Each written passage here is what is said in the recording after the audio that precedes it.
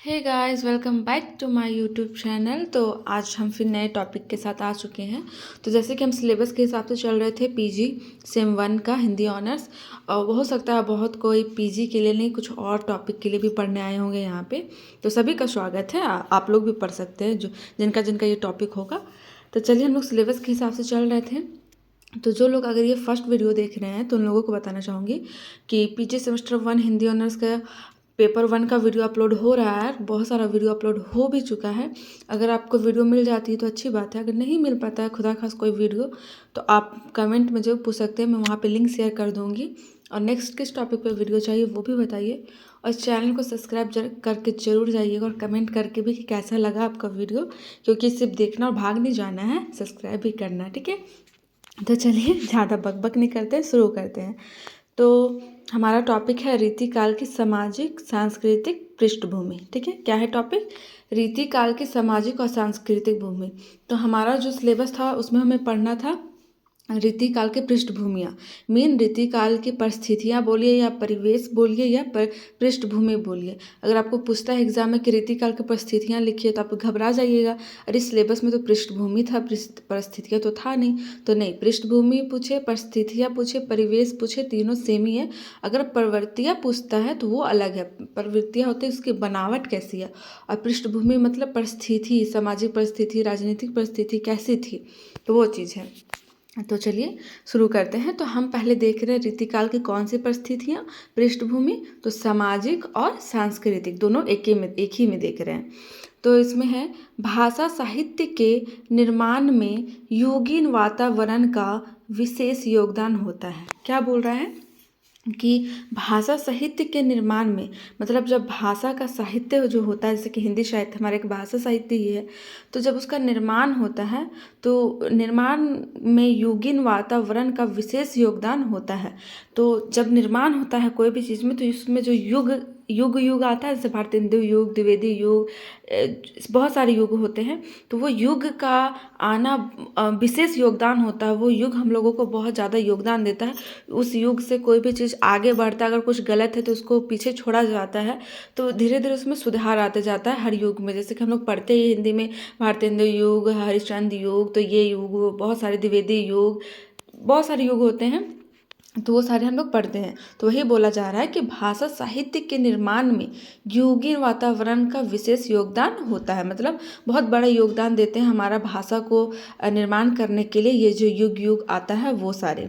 ठीक है, फिर है प्रत्येक युग का वातावरण राजनीति, समाज, संस्कृति और कला के मूल्यों द्वारा निर्मित होता है। क्या बोला जा रहा है कि हर युग का वातावरण जो है वो राजनीति, समाज, संस्कृति और कला के मूल्यों द्वारा निर्मित होता है। जो और प्रत्येक युग का जो निर्माण है, कोई भी युग का कुछ भी नाम नहीं रख सकते हैं, उसका एक सटीक कुछ होना चाहिए। जैसे कि उसमें राजनीति प्रॉब्लम या समाज में कुछ हो रहा होगा, या सांस्कृतिक, या उस समय की कला क्या थी क्या नहीं थी, तो ये सारे को मिक्स करके ही उसका निर्माण किया जाता है। फिर है इसलिए युग विशेष के साहित्य के अध्ययन के लिए तत्कालीन राजनीतिक, सामाजिक और सांस्कृतिक परिस्थितियों का ज्ञान होना आवश्यक है।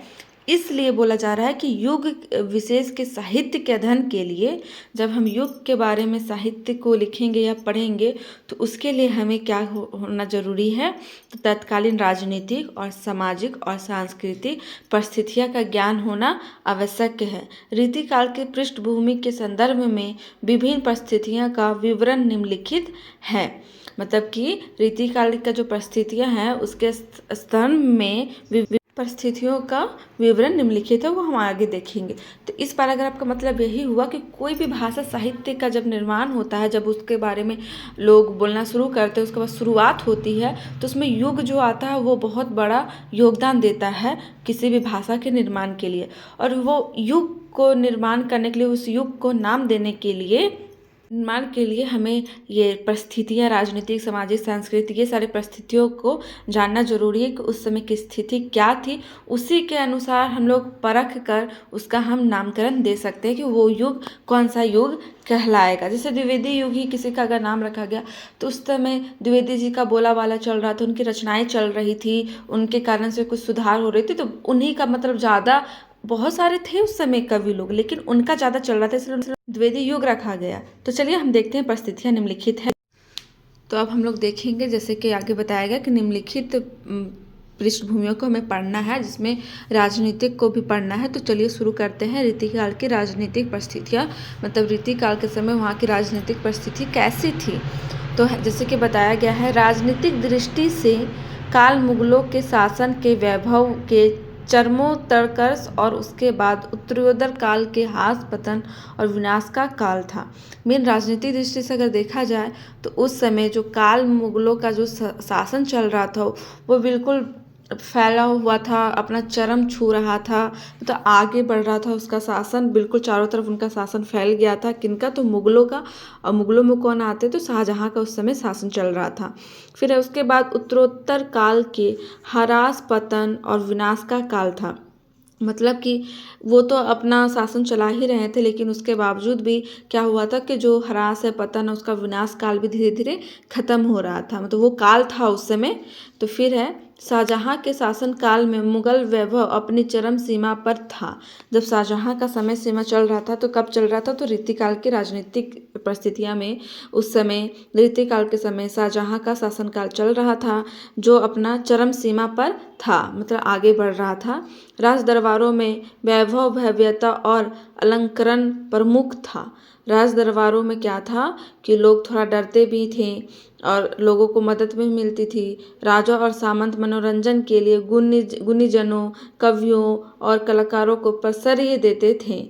मतलब कि जो लोग कलाकार होते थे, जो कवि लोग होते थे, वो लोग अपने मनोरंजन के लिए जो रखते थे, उन्हें रहने की जगह भी देते थे, खान पीन भी देते थे।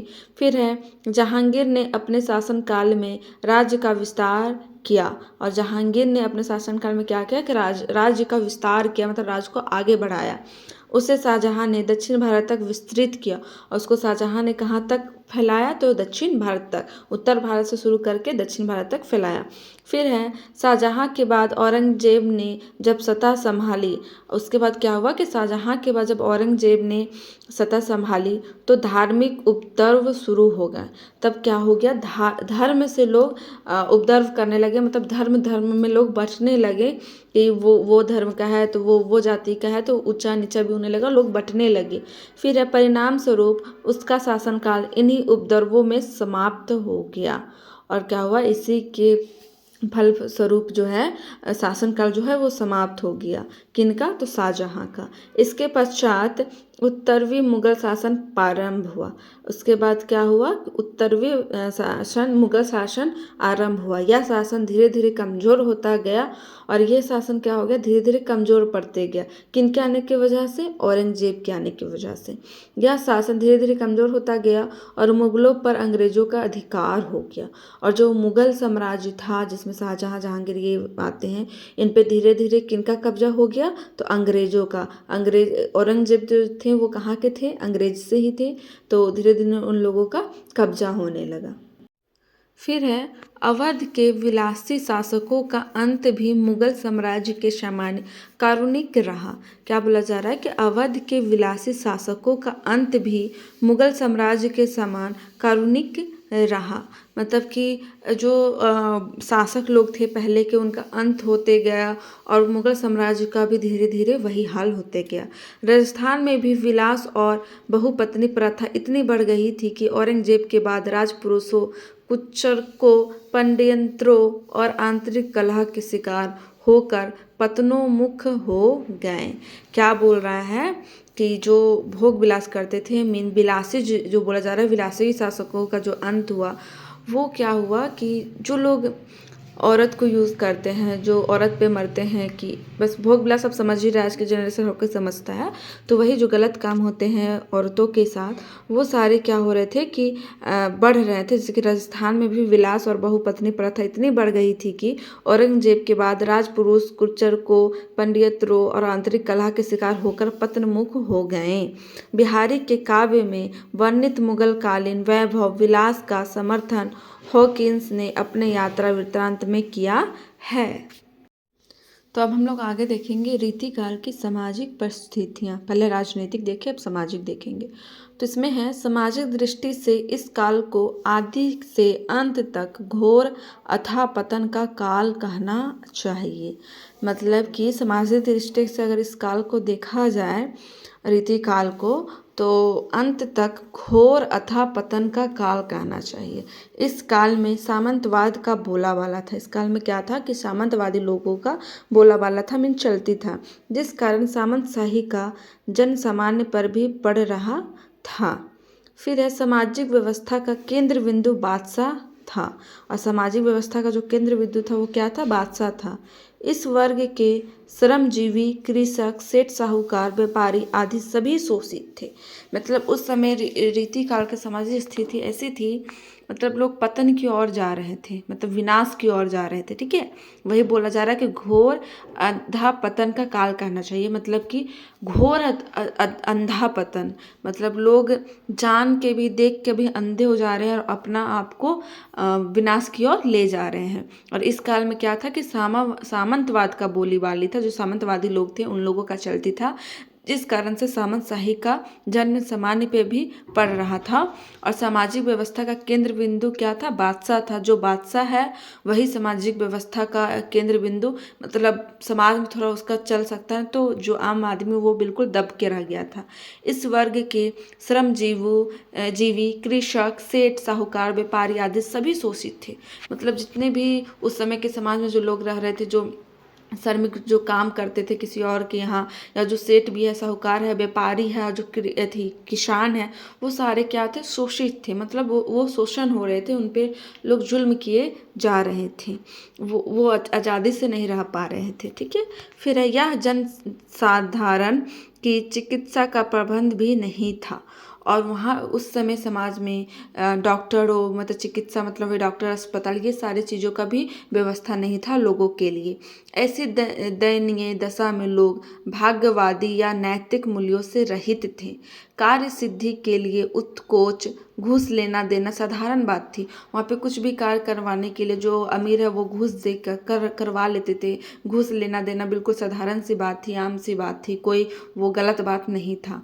जिस कारण विलासिता की प्रवृत्ति बढ़ गई और नारी मात्रा भोग्य बन के रह गई। यही जो घूस के चक्कर में लोग लोभ में आने लगे, तो इस कारण से क्या हुआ कि विलासिता की प्रवृत्ति बढ़ गई।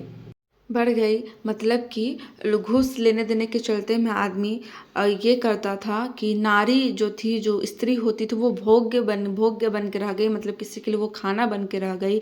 लोग नारी को गलत यूज़ करते थे उस समय समाज में। घूस देकर किसी की भी स्त्री को अपने पास बुला लेना, रात बिताना, ये सारी चीज़ ज़्यादा फैल गई थी उस समय सामाजिक रीतिकाल के समाज में, उस काल के समय में।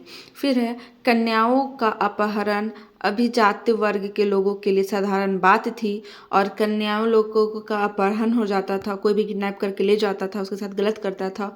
और जो अभिजात्य वर्ग के लोग थे उनके लिए क्या था? साधारण बात थी। जो बड़े बड़े लोग थे, जिनके पास पैसे थे, जो ये सब करते थे, उन लोगों के लिए ये क्या था? साधारण बात थी। इसलिए अल्पायु में ही लड़कियों का विवाह कर दिया जाता था। इसी कारण से कि कहीं कोई मेरी बेटी को किडनैप ना कर ले, या कोई उसको अपना स्त्री भोग्य ना बना ले, कोई उसके साथ गलत ना कर दे, इसलिए छोटे ही उम्र में, नाबालिग ही उम्र में उसकी शादी करा दिया जाता था।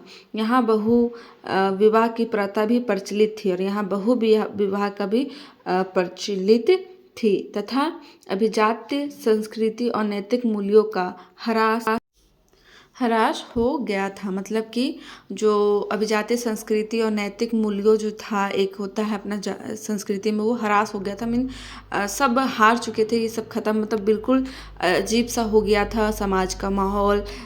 तो इसमें यही समझ में आया कि उस समय की सामाजिक स्थिति बिल्कुल समझो तो पतन की ओर था, मीन विनाश की ओर था। अंधविश्वासें चल रही थी, नारी विलास चल रहा था, लोग स्त्री को यूज़ कर रहे थे, आगे नहीं बढ़ पा रहे थे, जाति वाति का भेदभाव चल रहा था। और जो लोग कृषक थे, व्यापारी थे, सेठ मरवारी थे, उन लोगों को क्या हो रहा था? शोषण हो रहा था। तो बिल्कुल भी खराब स्थिति थी सामाजिक परिस्थिति में। अब देखते हैं अगला। फिर है रीतिकाल की सांस्कृतिक परिस्थितियाँ। तो वो जो हम लोग शुरू में देख रहे थे वो परिस्थितियाँ नहीं थी, मैं बताना भूल गई थी वहाँ पे। वो बस रीतिकाल के बारे में थोड़ा वहाँ बताया गया था, हमारा हिंदी भाषा को आगे बढ़ाने में क्या क्या ज़रूरी होता है वो चीज़ को। तो चलिए देखते हैं रीतिकाल की सांस्कृतिक परिस्थिति। तो इसमें है सामाजिक परिस्थिति के समान सांस्कृतिक परिस्थिति भी दयनीय थी। मतलब जिस तरह से सामाजिक परिस्थिति खराब थी, स्थिति बिल्कुल बेचारा लायक बोलने लायक था, उसी हिसाब से उसी तरह सांस्कृतिक परिस्थिति भी कुछ अच्छी नहीं थी, वो भी सेम ही खराब थी। अकबर, जहांगीर और शाहजहां की उत्तरवादी नीति भी औरंगजेब के शासन में समाप्त हो गई थी। मतलब बोला जा रहा जो अकबर और जहांगीर के जो शासन काल था, जो उसका उदारवादी का मतलब क्या हुआ, जो उसके अच्छे शासन काल थे, जो लोगों को सूझबूझ से समाज को आगे बढ़ाने का प्रयास कर रहे थे, वो सारा उनका शासनकाल ख़त्म हो चुका था। तो किसके आने के बाद? औरंगजेब के आने के बाद, जब अंग्रेज़ों ने अपना शासन कर लिया हमारे भारत में, तो उस समय जो भी हमारे अच्छे शासनकाल थे उन लोगों का वर्चस्व खत्म हो गया। फिर है औरंगजेब की कट्टरता के कारण धार्मिक कार्य व्यापार भी नहीं हो पा रहा था। और औरंगजेब जो अपने कट्टरता पे थे, मतलब वो लोग अपना ही शासन चलाना चाहते थे, बिल्कुल अड़ गए थे। तो उस वजह से हमारा जो बहुत सारे कार्य व्यापार थे वो सारे भी बंद हो गया था, नहीं हो पा रहा था। तो उस समय की कुछ सांस्कृतिक परिस्थितियाँ इस तरह थी रीतिकाल की। फिर है अंधविश्वास इतना बढ़ गया था कि हिंदू मंदिरों में तथा मुसलमान पीरों के तकिए पर जाकर मनोरथ सिद्ध करते थे। मतलब अंधविश्वास बहुत ज़्यादा उस समय बढ़ गया था। लोग अपने अपने अंधविश्वासों में डूब चुके थे और गलत कामों की ओर जा रहे थे। जैसे कि कहा जा रहा है कि हिंदू मंदिरों में तथा मुसलमानों पीरों के तकिए पर जाकर मनोरथ सिद्ध करते थे। मतलब वहाँ पे जाके वो लोग मनोरथ सिद्ध करते थे। जनता के अंधविश्वास का लाभ पुजारी और मौलवी उठाते थे। और इसी के अंधविश्वास से क्या होते थे, जो पुजारी लोग होते थे, जैसे कि हिंदू लोग के लिए पुजारी और मुस्लिम लोग के लिए मौलवी, वो क्या होते थे, लाभ उठाते थे, उनका फ़ायदा उठाते थे। बस उनसे पैसा लेते थे कि हाँ आपको ये हुआ है, वो हुआ है, कुछ भी हुआ, झूठ मूठ का लगा के और पैसा उनसे लूटना, उनका वही काम बन गया था, बिजनेस हो गया था। फिर है रामलीलाओं और रामचरितमानस के पाठ का प्रभाव केवल मनोविनोद तक ही सीमित था। मतलब जो रामलीला है और रामचरितमानस जो पुस्तक हम लोग पढ़े भी हैं, उसमें उसका जो प्रभाव वो सिर्फ कहाँ तक रह गया, मनोविनोद तक। जो पढ़े लिखे हैं, थोड़ा बहुत जो समझे, उन्हीं लोग तक सीमित रह गया। हर लोग के बाद वो बात नहीं पहुँच पाई और लोग इसी तरह अपने विनाश की ओर आगे बढ़ रहे थे। फिर अब हमारा है नेक्स्ट लास्ट है ये रीतिकाल की साहित्यिक परिस्थिति। उस टाइम की साहित्यिक परिस्थितियाँ क्या थी? तो सांस्कृतिक भी देखे कुछ अच्छा नहीं था, राजनीतिक भी अच्छा था, लेकिन वो औरंगजेब के आने की वजह से खराब हो चुका था। तो हमारा 3 तो परिस्थितियाँ अच्छे से कंप्लीट हो गया। अब देखते हैं लास्ट है ये साहित्यिक परिस्थितियाँ। तो साहित्य और कला की दृष्टि से यह काल अत्यंत समृद्ध रहा है। मतलब साहित्य के और कला की दृष्टि से अगर देखा जाए इस काल को, रीतिकाल को, तो बहुत समृद्ध रहा है, मतलब अच्छा रहा है। इस काल के कवि साधारण परिवार से होते थे। इस काल के जो कवि लोग थे वो क्या होते थे, साधारण परिवार से होते थे, कोई बड़े घराने से नहीं होते थे। परंतु उन्हें सही वृत्ति जीविका मिल जाती थी। लेकिन उन्हें क्या सही जीविका मिल जाती थी, वो अपने लेख से अच्छा खासा कमा लेते थे। एवं उनकी गणना प्रतिनिष्ठ लोगों में होती थी और उसकी जो भी वो लिखते थे और लोग उनको जानते थे, और उसकी जब गणना, मतलब उसको लोग बुलाते भी थे, तो प्रतिष्ठित लोग, मतलब अच्छे खासे लोग उनको जानने लगे थे, उनको लोग बुलाते थे अपने पास कविता लिखवाने के लिए, गाने के लिए। तो ऐसे हो रहा था साहित्यिक परिस्थितियाँ में। फिर कवियों का उचित सम्मान एवं प्रतिष्ठा कला को प्रोत्साहित करने के लिए होता था। और कवि लोग के लिए एक अनुष्ठान रखा जाता था, उनके सम्मान के लिए, उनके प्रतिष्ठा कला को आगे बढ़ाने के लिए, प्रोत्साहित करने के लिए, मतलब वही आगे बढ़ाने के लिए उनको अच्छा हौसला दिया जा रहा था। वे चमत्कारपूर्ण काव्य रचना करने को कवि कर्म की सफलता मानते थे, जिस कारण उनका काव्य श्रृंगार के संकुचित क्षेत्र में ही सिमट कर रह गया। तो ये था हमारा साहित्यिक परिस्थितियाँ, जो कि इसमें से बताया गया कि जो हमारे हिंदी साहित्य के बारे में लिखा जा रहा था, कवि लोग जो थे उन लोगों को सम्मान मिल रहा था, उन लोगों को आगे बढ़ावा मिल रहा था कि अच्छे से लिखें। तो ये सारा चीज़ अच्छा था, कला की दृष्टि से अच्छा था। पर सामाजिक, राजनीतिक, सांस्कृतिक परिस्थितियाँ बिल्कुल ही दयनीय, मतलब ख़राब चल रही थी। तो आई होप ये वीडियो आप लोगों को बहुत अच्छा आया होगा, बहुत अच्छे से समझ में आया होगा। अगर अच्छे से समझ में आया तो कमेंट सेक्शन में जाके कमेंट करना बिल्कुल भी ना भूलें। और नेक्स्ट किस टॉपिक पे वीडियो चाहिए वो भी बताइए। मैं नेक्स्ट सोच रही हूँ कि रीतिबद्ध, रीति सिद्ध, रीति मुक्ति, ये 3 भी हमें पढ़ना है। तो वो वीडियो मैं डालूँ या नहीं, कमेंट सेक्शन में ज़रूर बताइए। तो चलिए फिर मिलते हैं नेक्स्ट वीडियो के साथ। तब तक के लिए सभी को बाय बाय।